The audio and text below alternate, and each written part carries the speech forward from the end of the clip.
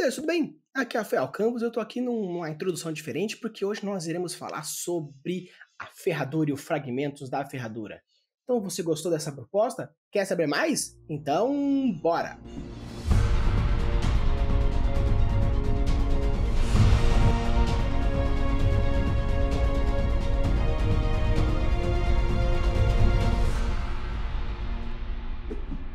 Alô, Liberdade, tudo bem? Aqui é o Rafael Campos e eu estou aqui na minha segunda análise para vocês. Então, uma novidade é que, por incrível que pareça, o Vinzão é meu inscrito. Então, ele pediu, eu gostei, eu tenho material. Então, por que não fazer? Então, está aqui na sua direita a ferradura toda linda e maravilhosa.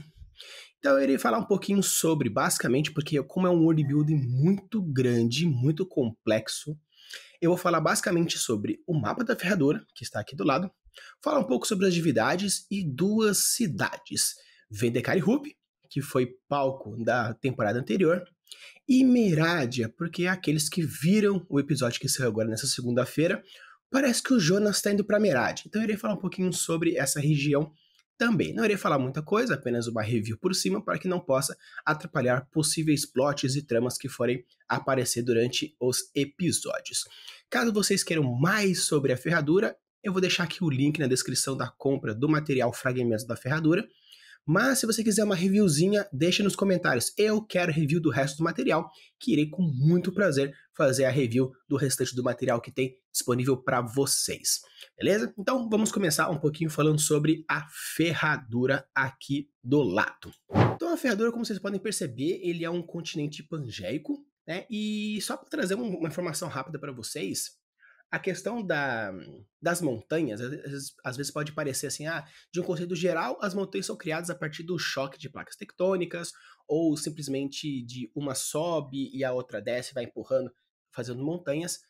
E as pessoas podem imaginar que, então a Pangeia, por ser um continente único, não existe choque de placas, então não existe montanhas. Então seria um pouco estranho ter essas montanhas mesmo sendo pangeico.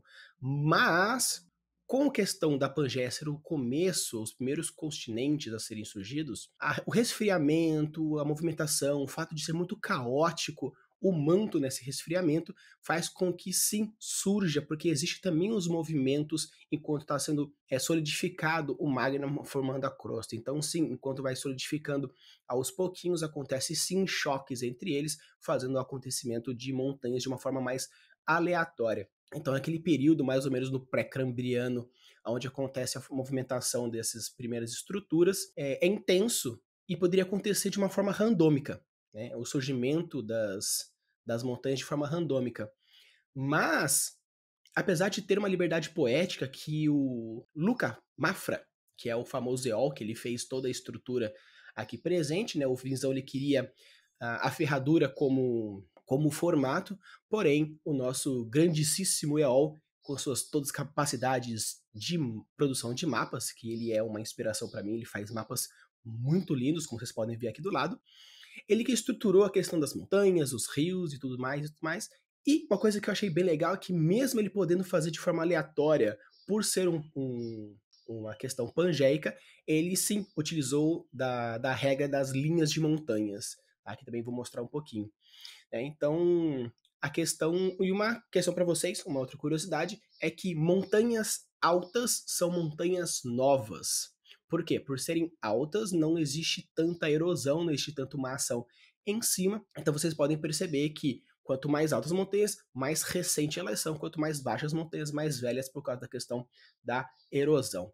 Então, mostrando aqui para vocês, existe aqui, então, as linhas de montanhas, onde como existe o choque das montanhas, você percebe que existe uma ligação. Então, como se estivesse batendo duas placas tectônicas batendo uma na frente da outra, formando essa linha de cadeia de montanhas. Então, apesar de parecer relativamente aleatório, não, existe sim uma linha de montanhas que existe aqui entre pontos. Apesar de que poderia sim ser uma questão bem aleatória, pela liberdade poética de ser uma região mais pré-cambriana, mas ele quis manter a regra das montanhas, então sim, é bem legal, é um ponto que eu gostei bastante.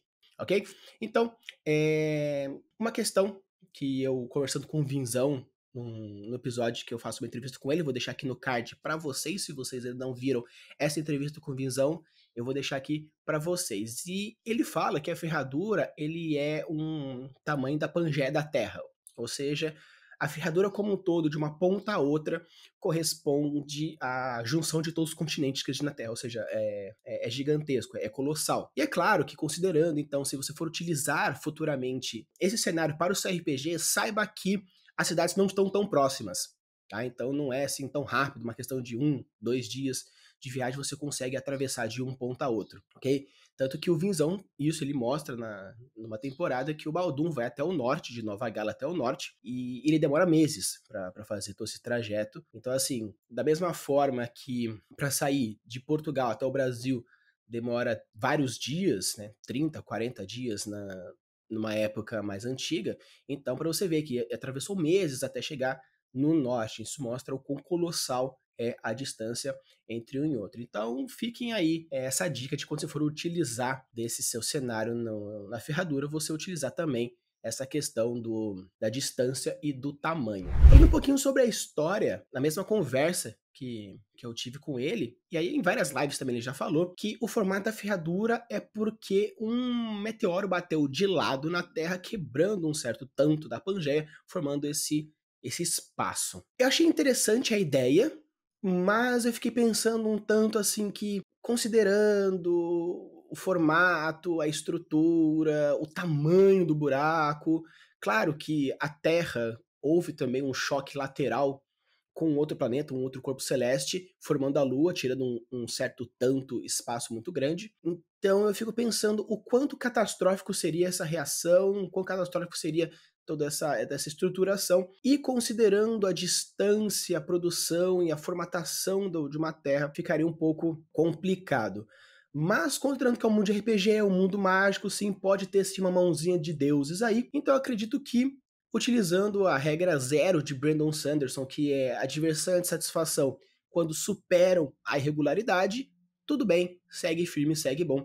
Então não tem tanto problema, apesar de não ser sim tão realista, mas no mundo onde existe magia, existe Deus e tudo mais, não teria por que não, num momento catastrófico como esse, ter uma mãozinha de deuses para que não consiga destruir o planeta a partir de uma colisão catastrófica como essa. E caso você queira saber mais sobre essa regra zero, sobre essa suspensão da descrença, também vou deixar um cardzinho aqui que fala sobre a suspensão da descrença. Um outro ponto que eu queria falar que eu achei bem legal sobre a questão de rios é que, se vocês forem dar uma olhada na estruturação como tudo, você percebe que ele segue as regras dos rios.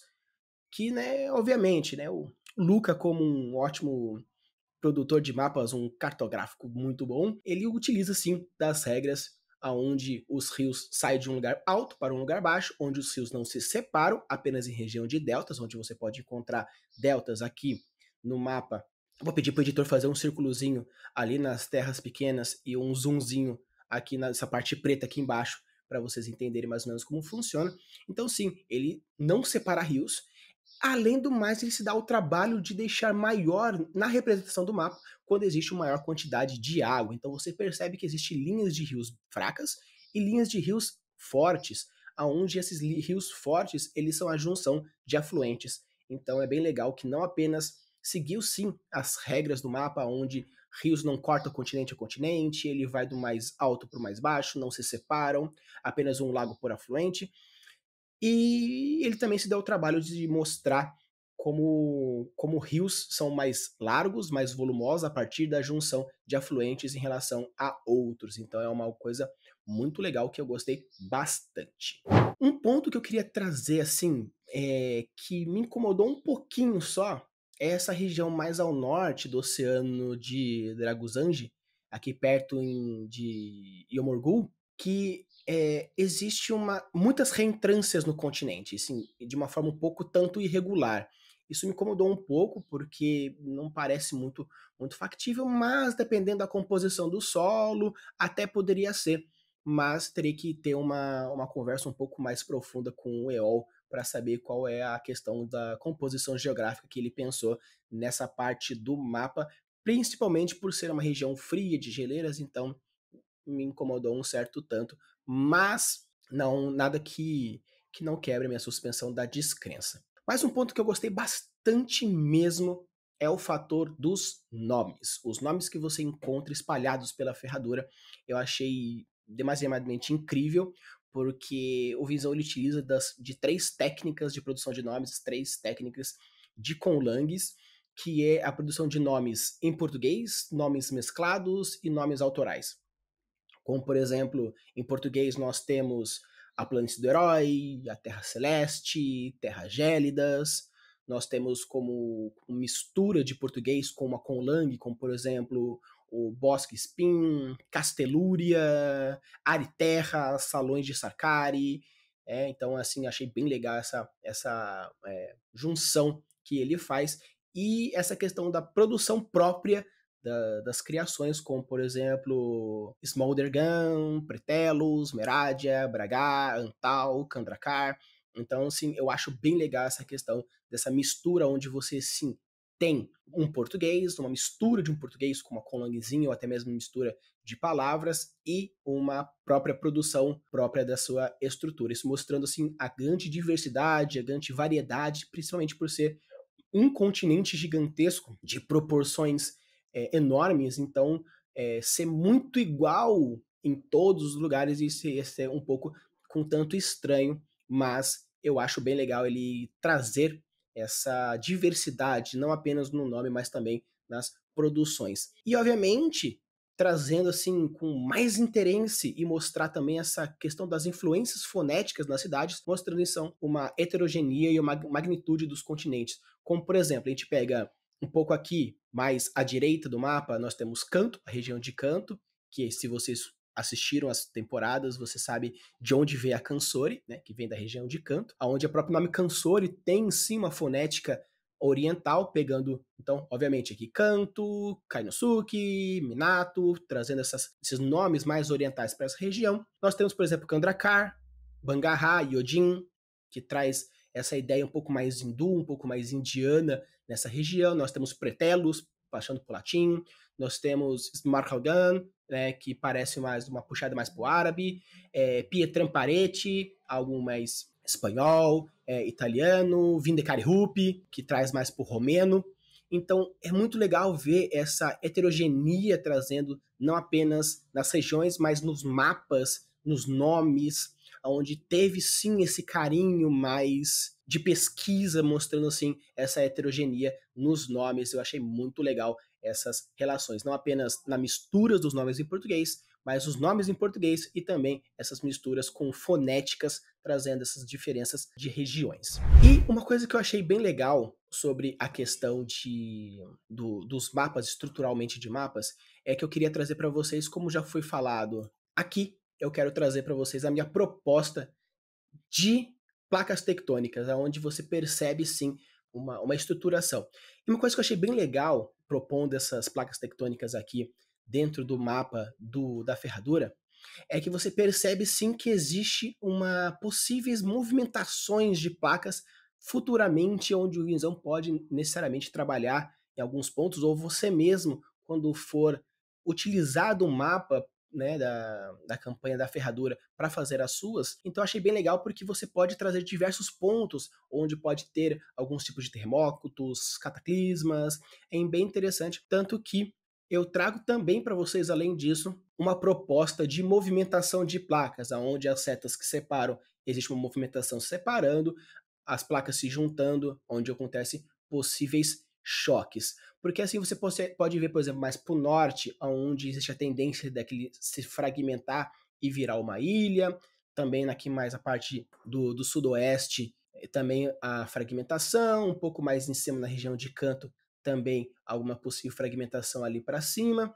Então você consegue perceber algumas movimentações. Então é muito legal, porque quando você for estruturar o seu mapa, você pode sim já pensar nas placas tectônicas, a partir disso você consegue produzir as suas cadeias de montanhas bem mais fácil, bem mais estruturadinhas, de uma forma que não cause uma suspensão, fazendo com que aconteça uma regularidade maior dentro da sua produção de mapas. Então, assim, eu acho muito bom depois, se por acaso chegar às mãos, né, aos olhos do EOL, do Lucas Mafra, eu depois gostaria de saber se eu acertei a produção das placas que ele fez ou se eu cheguei próximo dentro da minha proposta de produção de placas tectônicas dentro do mapa do nosso querido Eol. Então, adentrando aqui, a gente vai falar um pouquinho sobre as divindades, e eu acho muito legal sobre a questão das divindades. Eu não vou colocar o PDF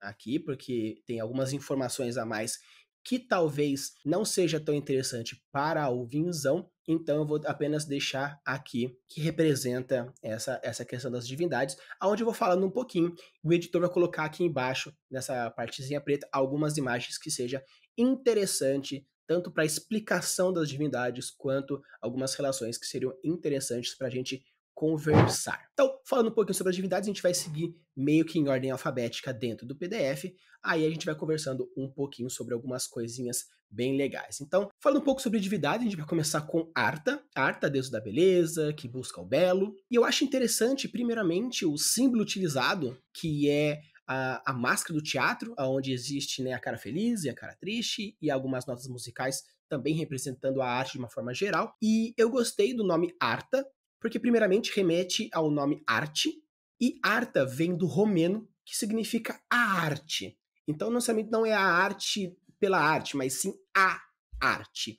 Então, eu achei bem legal trazer essa questão, porque tem esse fundo do latim, um pouco dessa questão das origens linguísticas, então eu achei bem legal trazer essa questão bem forte. E como no mundo do RPG existe esse trabalho de alinhamentos, achei interessante a Arta ser neutra e boa, porque a arte ela é neutra, depende muito da interpretação que a pessoa vai fazer, porque ela simplesmente demonstra a realidade, e como ela busca o belo, busca a beleza, ser neutra e boa combina bastante com esse perfil dela. Seguindo, a gente vai para Clave. Clave é uma deusa que vocês já conhecem. Ela teve um contratinho com os aventureiros para matar o Maico Sorriso. Então, Clave já está aí no coração de vocês. Então, eu vou falar um pouquinho sobre a deusa Clave. Ela apareceu e ela é a deusa da enganação e a deusa dos contratos. Eu achei bem interessante o uso do termo clave, que o nome é C-L-A-V-Y, mas o termo clave como deusa dos contratos, porque quando você pega a clave de Sol, a clave de Fá, a clave de Dó, por exemplo, essas claves elas mostram qual vai ser a base da música que vai ser tocada, se vai ser uma nota X, uma nota Y, um timbre X, um timbre Y. Então, apesar de não necessariamente clave estar ligada à música, à arte, mas como a clave na música ela meio que rege aquela partitura, ela dita como vai funcionar, a deusa Clave também, ela dita como vai funcionar aquele contrato. Então achei muito legal essa referência, essa ressignificação do termo a partir dentro dessa análise do que o Visão traz como a deusa, o nome e tudo mais. Seguindo para frente, nós temos Cronos, que me remete muito ao nome Cronos, né, que é o titã relacionado com o tempo, considerando que Cronos ele é o deus dos livros e do conhecimento, e os seus olhos podem ver o passado, o presente e o futuro.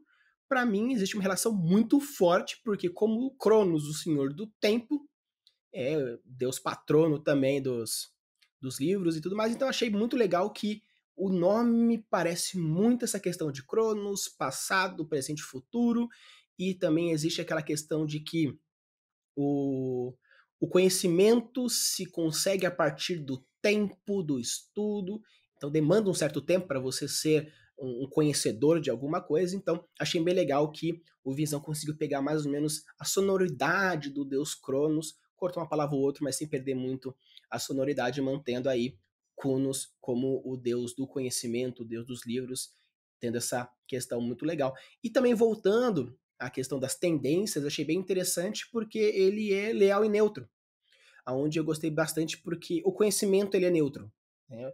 O conhecimento em si ele é neutro, você vai utilizar desse conhecimento para o bem ou para o mal, né? E gostei também do leal porque o livro não mente. A informação lá pode ser até mentirosa, mas o livro ele não mente, ele apenas traz a informação. Então achei bem legal a escolha da lealdade e neutralidade dentro desse Deus a partir da proposta do Deus que é o conhecimento, o tempo, a questão dos livros e tudo mais. Então a gente seguindo aqui na nossa ordem, nós temos, né, da mesma forma que Arta, nós temos Lupta, e Lupta, ela também tem uma tradução romena, a gente vai ver muito do romeno a partir daqui das divindades, mas não apenas Lupta significa luta, também em romeno, mas também a sonoridade, também como eu falei, a questão do latim, né?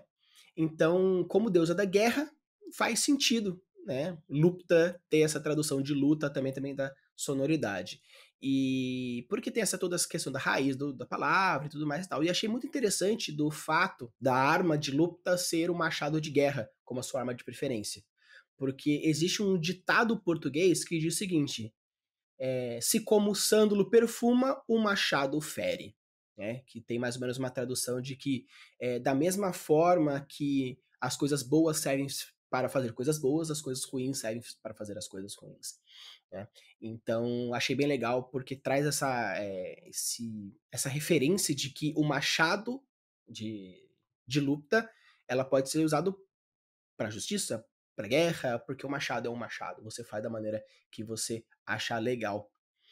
E também gostei da tendência a ser caótica e neutra, porque muitas vezes as lutas são caóticas, mas a guerra em si é neutra. Ela não escolhe um lado. Ela tem essa neutralidade. Então eu acho legal que, apesar da gente considerar que sim, as guerras são ruins, as guerras são más, porém a guerra em si ela é neutra, não escolhe um lado. O que vai definir são os lados em si. Então eu achei bem legal essa questão da tendência associado à luta e essa questão das guerras. Chegamos então a Naster. Naster, um outro deus que também é referenciado no Jogando RPG, onde Jonas coloca um pouco do ouro ao deus Naster para agradecer esse ciclo da vida e da morte, porque ele foi trazido de volta.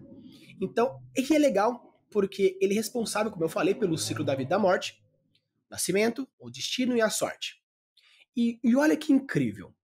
Naster, em romeno, obviamente, é o romeno aí novamente, significa sórdido.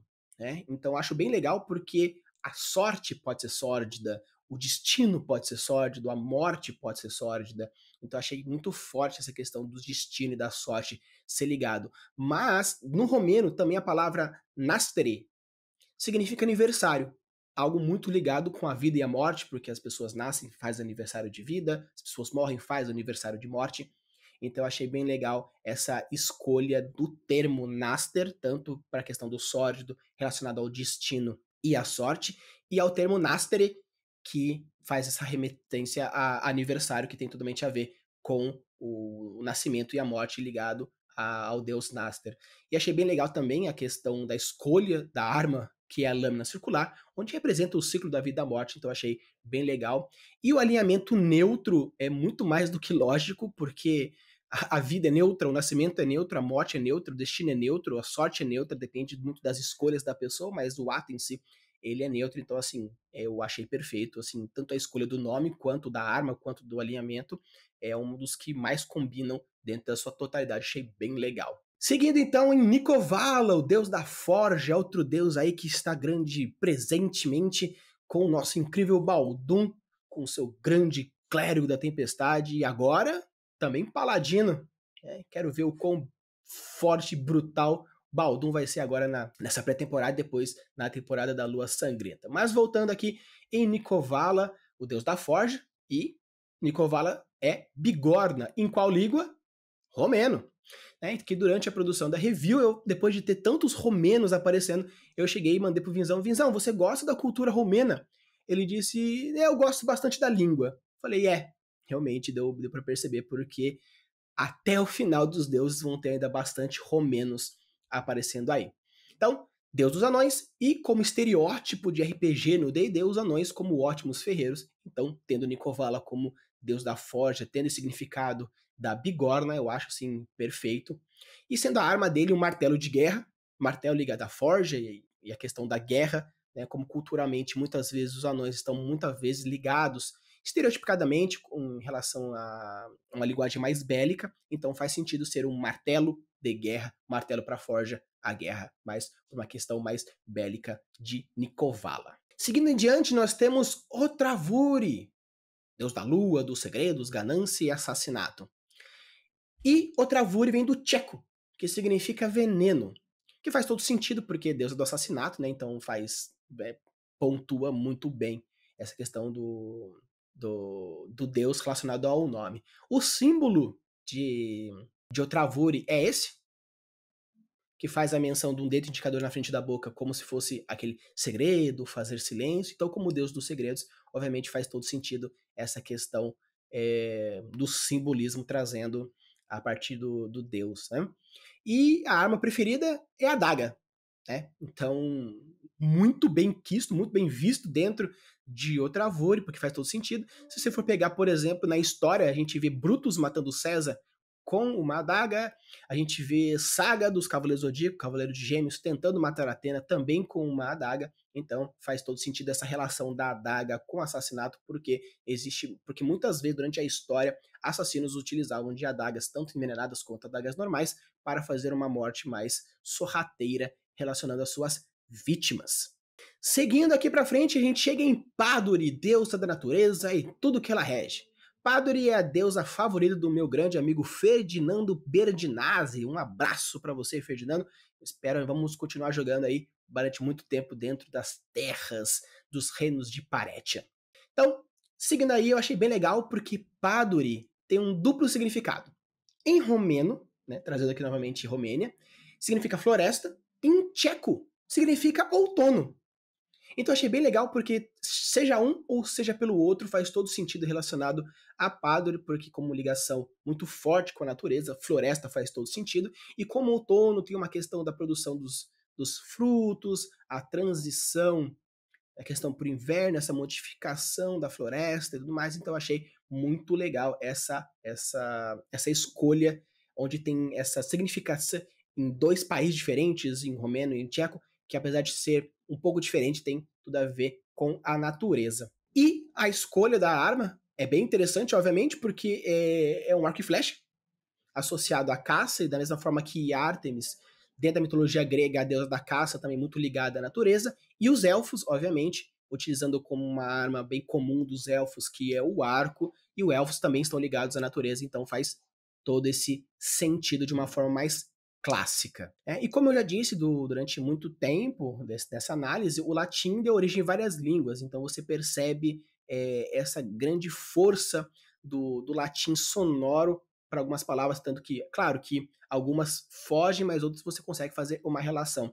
E isso remete bastante à próxima deusa, que é a deusa Esfera, né? A deusa da magia, que o legal é que esfera foi um ótimo termo utilizado, porque ela remete aos círculos de magia, à esfera do planeta, mas essa palavra, em várias línguas de origem latina, ela tem o mesmo som ou até mesmo uma grafia próxima, como por exemplo, esfera em português, esfera em italiano, esfera em romeno, esferê no próprio latim, esfera em latim, né, esferês em catalão.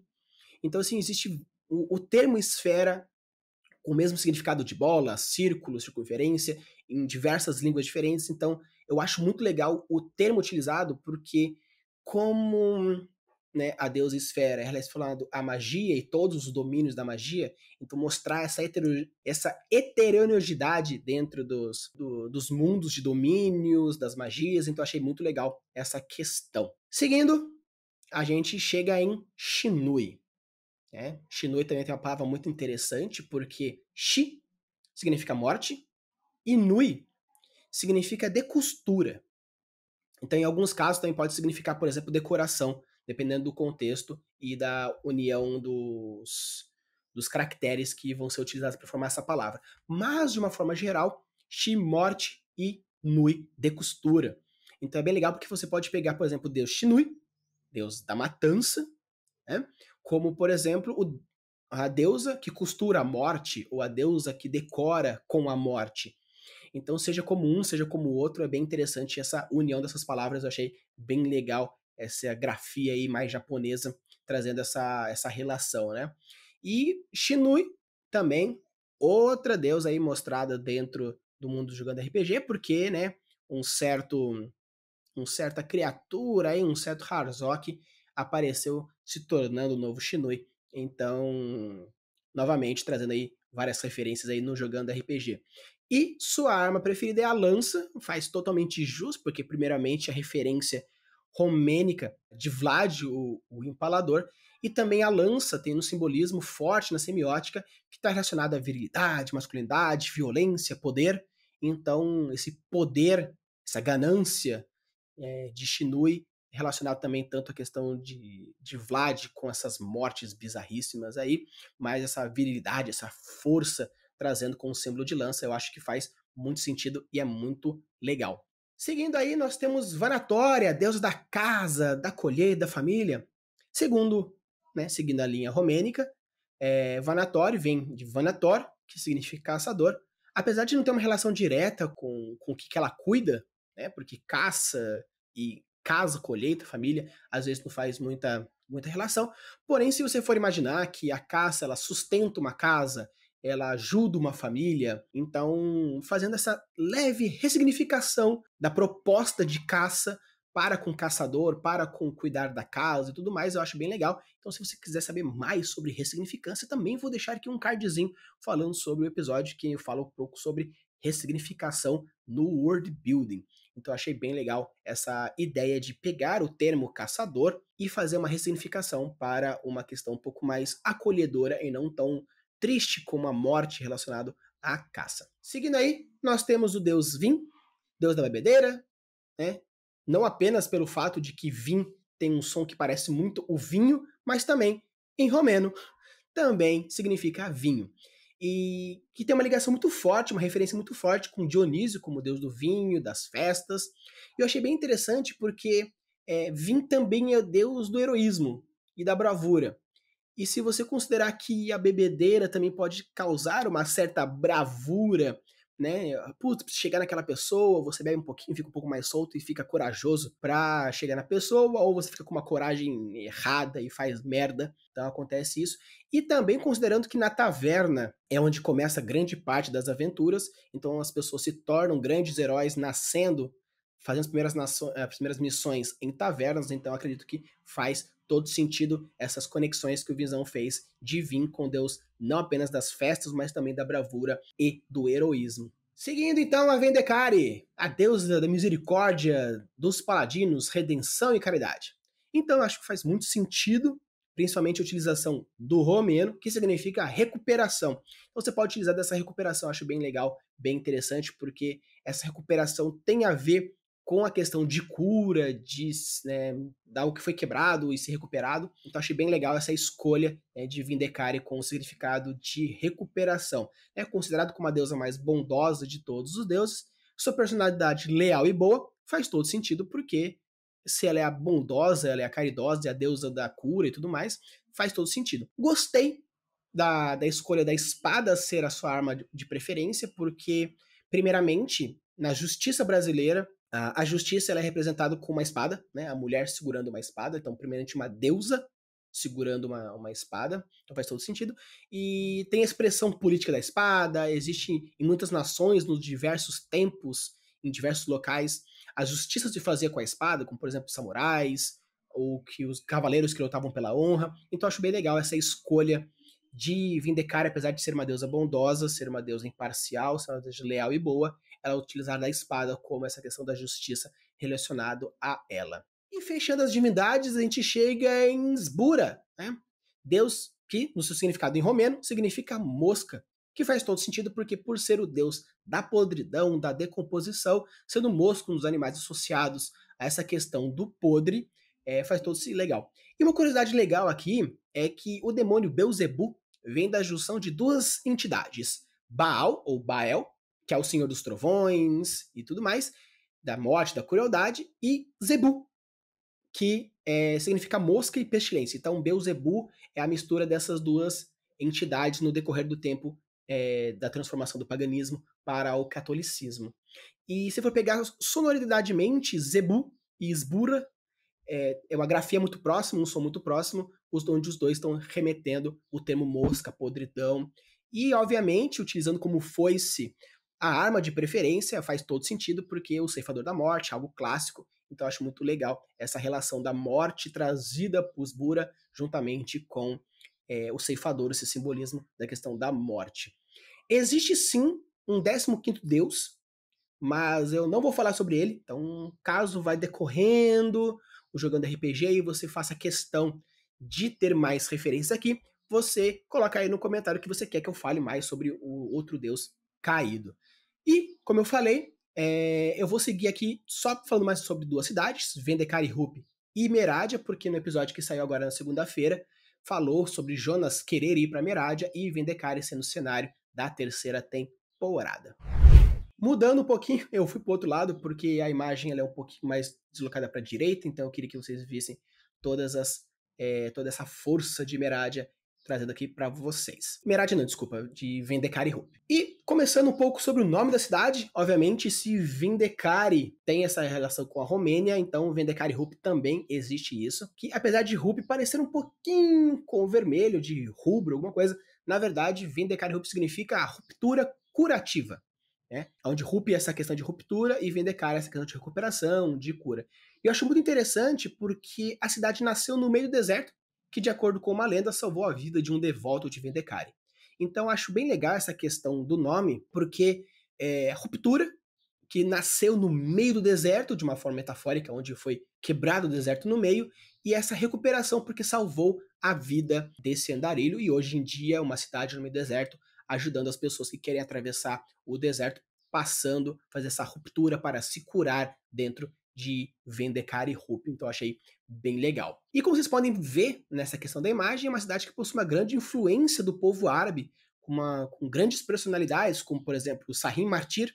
Vocês podem, se vocês não maratonaram a temporada do Jogando RPG, façam isso, porque o Sahim é o homem responsável por treinar a Rup, por dar a ela a lâmina solar, e ele é muito importante, não apenas na Ordem da Lotus, mas também na cidade de Vendekar e Rup como um todo. Não vou falar o que ele faz, qual é a importância dele, você vai ter que saber mais no Jogando RPG ou adquirindo o material dos fragmentos da Feadura, que eu vou deixar o link aqui na descrição para vocês, porque ele que também deu a lança de Faradig, em troca de uma escama de um dragão azul, o Azurok.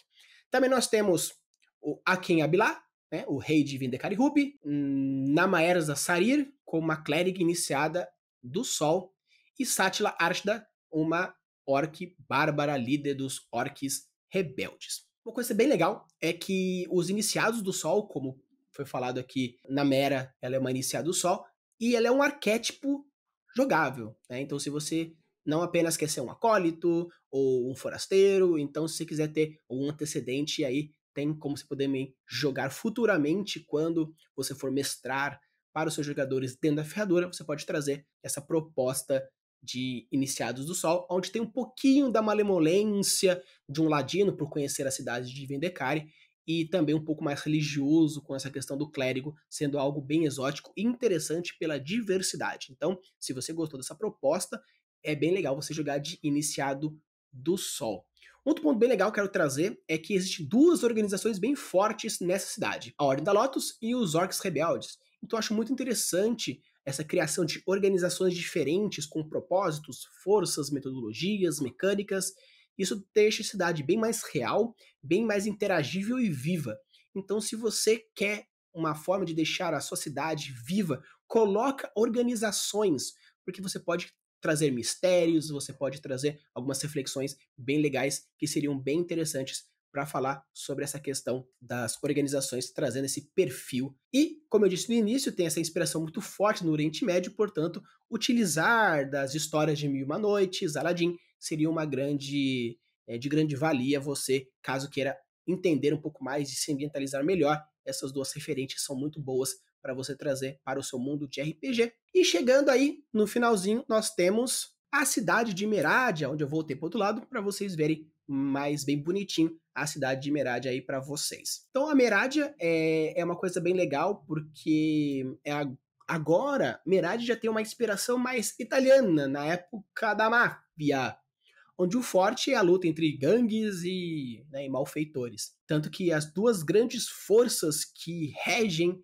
Merádia são duas gangues de bandidos, a Mão Lamacenta e a Caverum, que eu acho interessante a escolha dos nomes, pois remete a um trabalho sujo, a Mão Lamacenta como a um trabalho sujo, algo, né, que as pessoas usam como uma expressão sujar as mãos, né, com um crime que não queira fazer, e Caverum como uma referência à caveira, é uma referência à relação dos piratas, venenos, símbolos mortais de uma maneira geral, né? E as referências da região italiana não apenas estão na premissa da cidade, mas também no nome das pessoas importantes, como por exemplo o Giuseppe, a Francesca, o Máximo, né? Não vou falar quem são eles ou o que eles fazem, vocês vão ter que ficar sabendo assistindo os episódios aí, caso o Visão queira utilizar dessas personalidades. Não irei estragar, apenas trazendo que existem essas pessoas importantes, sem causar um tanto quanto spoilers. A arquitetura de Merad é bem interessante porque com os CCC, que são os aglomerados cavernosos comunitários, me chamam bastante atenção porque representa forte essa região das favelas, que, né, parecem encontradas no Brasil, desses aglomerados que ficam empilhados nas colinas, que muitas vezes tem uma interação errada com o tráfico, né, que as pessoas falam que é um lugar ruim por causa das pessoas, mas não por causa da influência do tráfico, utiliza bastante disso. Então o Vinzão utilizou também dessa premissa, aonde essas organizações criminosas, a Mão Lamacenta e Caverum, controla um de cada lado, fazendo com que essas brigas com essas influências. E acho bem legal que essa construção, porque esses aglomerados são colocados diretamente nas pedras, foi construído na pedra. Da mesma forma como a premissa da cidade de Petra, né, que também foi construída na rocha. Então, eu espero que vocês tenham gostado dessa minha review. E caso vocês queiram mais,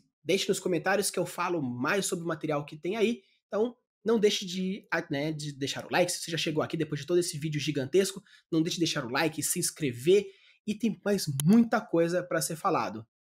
Use e abuse das suas criações e deixe os mundos cada vez mais incríveis. Valeu!